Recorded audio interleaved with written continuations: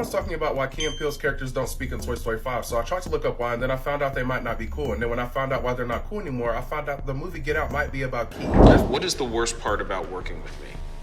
The worst part about working well. The horrific reason why Key and Peele hate each other and will never work together again finally got revealed today, and this blew my mind. The worst thing about working with you is that I have to... Be honest. I'm gonna be honest. It's having to watch your utter perfection every day and being completely intimidated by it. Why would one of the biggest comedy duos ever walk away from a show at the absolute peak of its success? This show won 2 Primetime Emmys and ran for 5 seasons. Key and Peele was one of the biggest sketch comedy shows at the time when it ended in 2015. This is 8 Emmy nominations for the show. Congratulations. And then you said this year you go, yeah, this is our last season. Yeah. And then we go, wait, what? Yeah. You just did it. We just did. We figured we're gonna go the British route. You know what I mean? Where they do like 3 or 4 seasons of everything, and then go, we're done. Exactly. We're bloody well done. But we're bloody well done, absolutely. We've done everything we tried to do. We've done it, and we're done. Most shows end when people stop watching, and that makes sense. But this one took people by surprise. So much so that fans started to speculate on why the show really ended. Did they have a feud behind the scenes? I personally thought one of them simply just wanted out. And recently, I heard rumors that the wife of one of these guys was somehow responsible for the show ending and the reason why we don't see them in any other projects anymore. But it was actually just one of them married a white woman, and basically she was too controlling and demanding and kind of ruined the comedy duo, I guess. Now look, I understand the show was not without its controversies. They got accused of code switching. Introductions, we'll get you out of here. This is John O'Rourke. Nice to meet you, John. Mr. Ian Roberts. Nice to meet you. Peter Tencio. All right. Nice to meet you. Jerome Smith. Come on, brother. What's up, fam? You know this. Keith Williamson. Nice to meet you. Mary All right. Woodbury. Nice to meet you. Jay Martell. Nice to meet you, sir. Tasha Robbins. Come on, come on, come on. Feel that? Emily George. Feel that? All right. Nice to meet you. Comedy Central had problems with some of the sketches, and even Dave Chappelle said the show hurt his feelings. When I watch Key and Peele, and I see they're doing the format that I created, and at the end of the show it says created by Key and Peele, that hurts my feelings. But the truth is, none of these are the reasons the show ended. The reason was very simple. They both wanted to go pursue their own separate careers. Right now, our journeys are just going in their own directions right now, and we're expressing ourselves that way. As a matter of fact, as much as I love the show, as much as I still watch the different sketches when they pop up on my YouTube feed, after what I found out about them, I feel like ending the show was the smartest career decision they ever made. The show had to end because staying together would have meant one or both of them would have to sacrifice the future they really wanted. Let's talk about it. Now, in order for you to understand why this show was as big as it was, you have to understand the chemistry between these two guys and why it worked so well. You see that there's a picture of a seatbelt on that sign. No, but is it against the law, though? The fasten seatbelt sign is on. But is it against the law, though? Seatbelt sign is But on. is it against the law? Seatbelt sign is on. But is it against the law? Seatbelt sign. But is it against the law? It's on. Law. Seatbelt sign is on. Legal. Seatbelt sign is on. Lawful. Seatbelt sign is on. So you're Law. being difficult. You're being very difficult. Law. Seatbelt. Not Seatbelt. illegal. Not Seatbelt. illegal. Not illegal. Okay. Legal. Fasten. Illegal. Fasten your seat.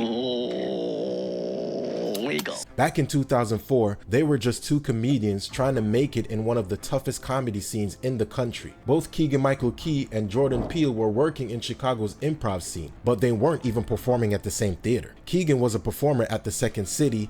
Do you mind if I come up in the front seat with you? Sorry, could I come in the front seat? I'm ready. Come on. Sorry, it's against regulations for you to come in front seat. You cannot come up here, sir. You can be a lawsuit. Okay, all right, there you are.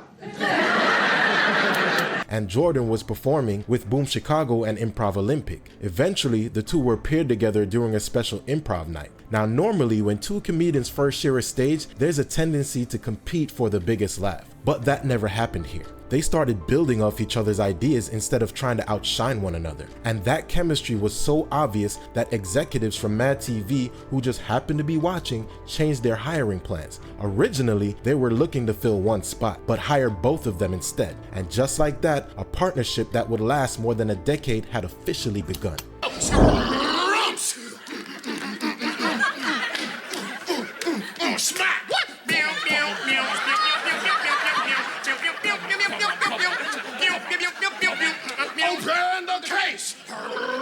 The years on MADtv became something much bigger than simply learning how to perform on television. They were learning how each other thought, how each other wrote, and how each other improvised. And even though they didn't agree on everything creatively, they understood each other's instincts. Man, you a vision, dog. You a vision of black. You look good, man. Yo, this is my wedding day, It's your man. wedding day today, dog. That's right. Yo, man, man up, man. Man up, man up, man up, man up, Yo, man up, man up. Rain, go away. Come again another day.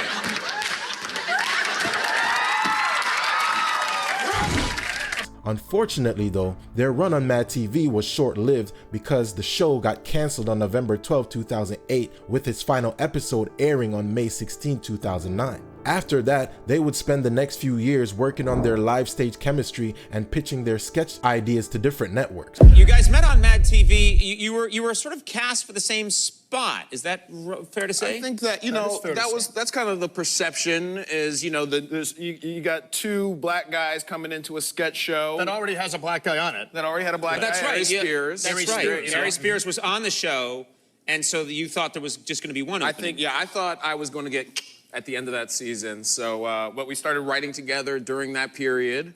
Eventually, they would pitch a concept-driven cinematic sketch show to Comedy Central. The network loved the idea and gave them complete creative control. When Key and Peele premiered on Comedy Central in 2012, the viewers noticed something different. The show wasn't just funny, it felt authentic. Over 5 seasons, the show produced some of the most recognizable comedy sketches on the internet and turned both men into household names. We are thrilled to welcome Key and Peele back to Studio 57. The winning Comedy Central series is off and running. Now, your show has grown in popularity. Your fans are sharing bits online. Do you think that's helping the show catch on with young people? Immensely, yeah, I think a lot. Young people are, we've gotten lots and lots and lots of hits. It's getting crazy now. It's like 300 million hits online. But success alone doesn't explain why the show connected with so many people. You see, as two biracial comedians, they understood what it felt like to move between different worlds. Yeah, see, that's the thing that you guys can do that nobody else really can.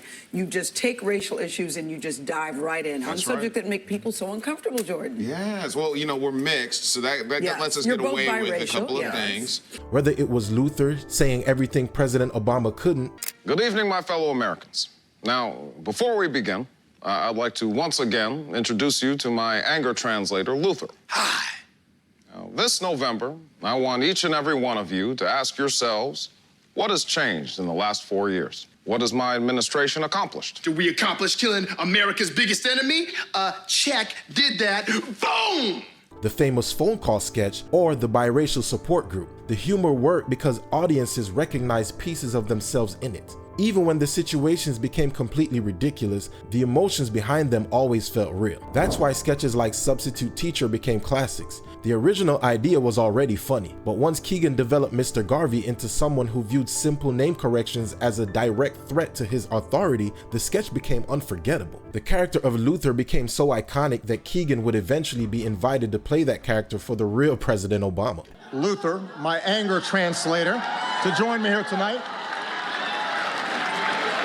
Hold on to your lily white butts.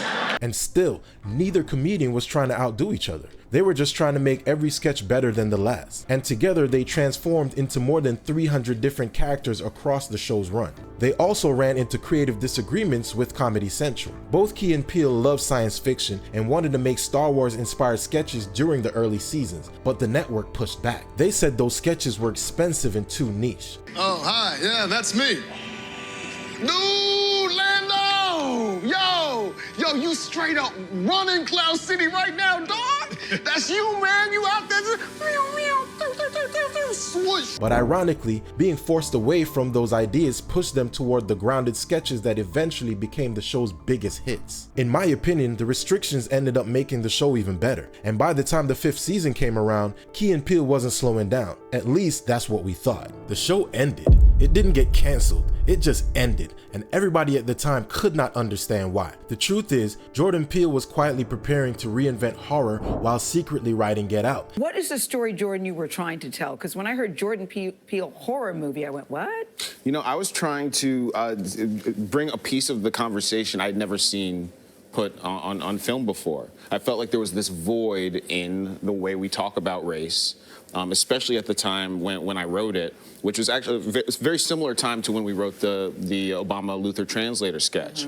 At the same time, he was struggling with acting anxiety for years and always felt more comfortable behind the camera. He would later say that directing simply fulfilled him in a way acting never could. He even joked that losing the role of Poop in the Emoji Movie was the final sign from the universe that it was time to stop acting altogether. So Jordan pursued his dream of becoming one of Hollywood's best directors. Keegan was also experiencing his own creative shift. He wanted to return to the kind of acting he had trained for his entire life. A lot of people only knew him as the loud, energetic half of Key and Peele, but his original dream had always been dramatic acting, Broadway, and stage performance. Their careers were pulling them in completely different directions, and neither of them wanted another season.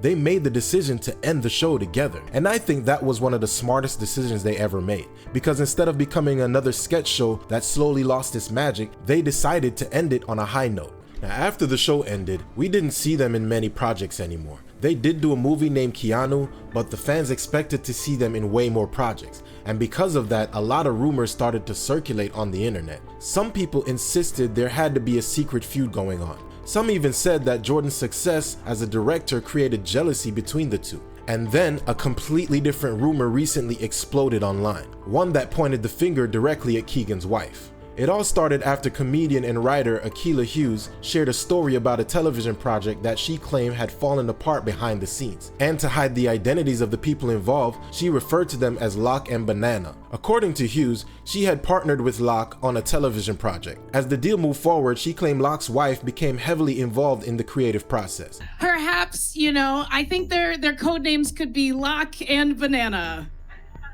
And Locke is gonna use his name to carry you to the forefront of pop culture. And during the pitch process, Locke gets his dream. He's asked to host SNL. And he does. And we have this agreement. We're like, and you're gonna say the name of the show, you're just gonna put it in there at the end when you're doing your thank yous at the end of SNL.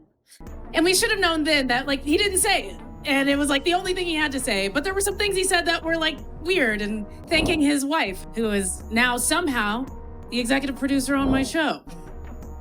And I'm like, you know, I hadn't really thought about it. I don't think people like her very much.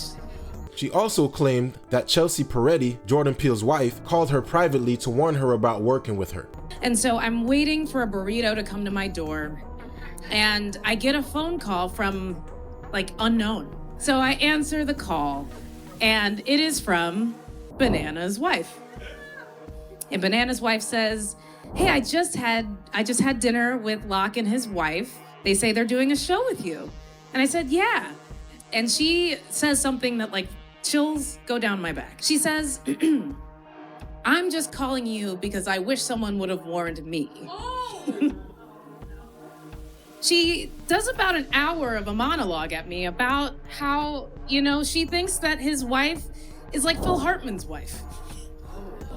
That she wouldn't trust her to hold a baby. The story quickly spread across YouTube, TikTok, Reddit, and entertainment blogs, and people were repeating the same conclusion. This must be why Key and Peele don't work together anymore. People even speculated that's why the show ended. But there's just one problem: the timeline. Key and Peele officially ended in 2015. Keegan didn't even meet his now wife Ellie until 2016. So regardless of what anyone believes, it's literally impossible for her to have caused the end of Key and Peele. The dates simply don't line up. Now, as the story continued to gain attention, TMZ reported that multiple sources connected to Keegan and his wife described the allegations as outlandish and fabricated. Complex reported something similar, and to this day, neither Jordan Peele, Keegan, or Chelsea Peretti has confirmed Hughes' story. But that still leaves one final question: where does Key and Peele relationship actually stand today? Do you miss Key and Peele at all? I think that it lived its useful life. Key and Peele holds a place in my heart. It's very special to me and to my life and what it's done in my career and helped me do in my career. If there ever was talk of a reunion, I would probably more than likely say yes to that. Have you talked to him about whether he'd be as interested in that as you are? Because everybody would love that. We have discussed it. We've talked about it lightly. I should say. So yeah, we do discuss it sometimes. I was just with him this last weekend. We had dinner and with our wives and had a wonderful time. And I miss him because, you know, I live in New York. He lives in Los Angeles. So I miss him. So if that opportunity came up and it was right, I believe we would do it again. The Key and Peele show had to end in order for both of them to grow and accomplish their dreams. And even though I would love to see them in more projects together, I understand that life took them in different directions. Now, if you stayed till the end, I really do appreciate it. And if you like this video, then you might also like my Drewski video, where I go into detail about why his skits always start an argument. And if you want to support the channel, hit that like, hit that subscribe, and I'll see you in the next video. Peace.